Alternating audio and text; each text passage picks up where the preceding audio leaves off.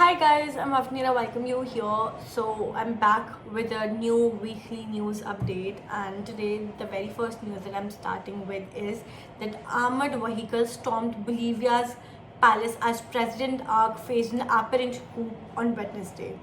Tensions had been escalating for months due to severe economic crisis and the political infighting within the ruling party. The general commander who led the assault called for a new cabinet but acknowledged Ark as the commander in chief for now.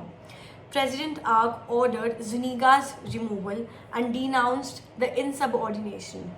The economic downturn, worsened by the pandemic, has led to social unrest and a power struggle between ARC and former President Evo Morales. International leaders have commended the coup attempt for now. The second news is that North Korea announced that it has successfully tested technology for launching multiple nuclear warheads with a single missile following Russian President Vladimir Putin's visit.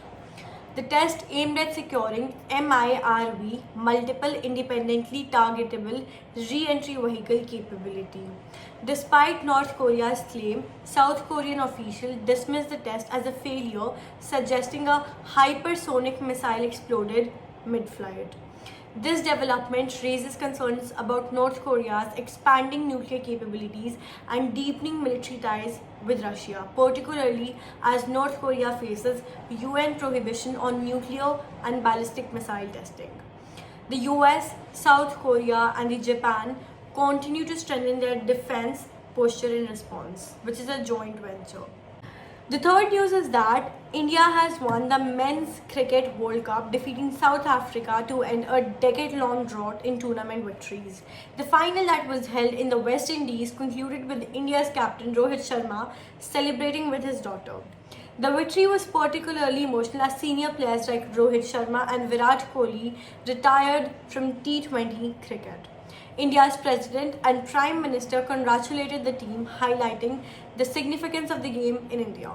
The Indian Premier League has transformed the sport, significantly boosting its economic value and fostering gender parity with the launch of the Women's Premier League. India's cricketing success continues to bolster its global image.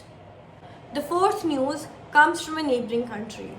A Taliban delegation attended a United Nations-led meeting in Qatar on Afghanistan, with women excluded from the gathering. This was the third United Nations-sponsored meeting on the Afghan crisis in Doha. The Taliban, represented by Zabihullah Mujahid, met with representatives from Russia, India, and Uzbekistan. The Taliban were not part of the first meeting and set unacceptable conditions for the second.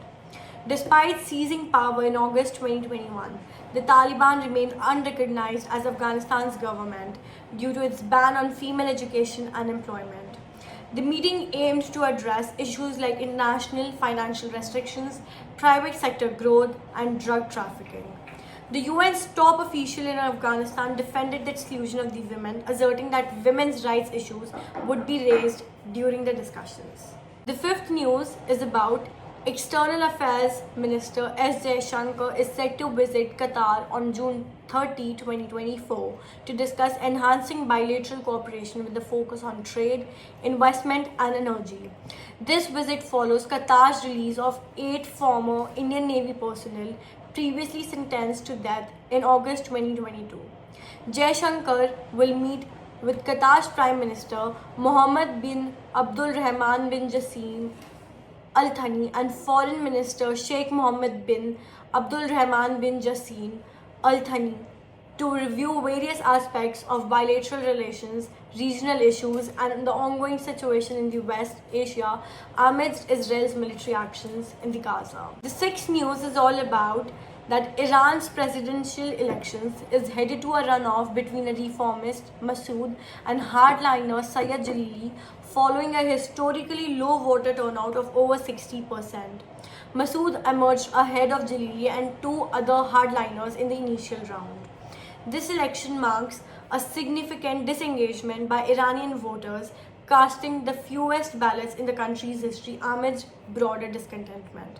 Thank you, and I hope that you really like this news update. Follow for more.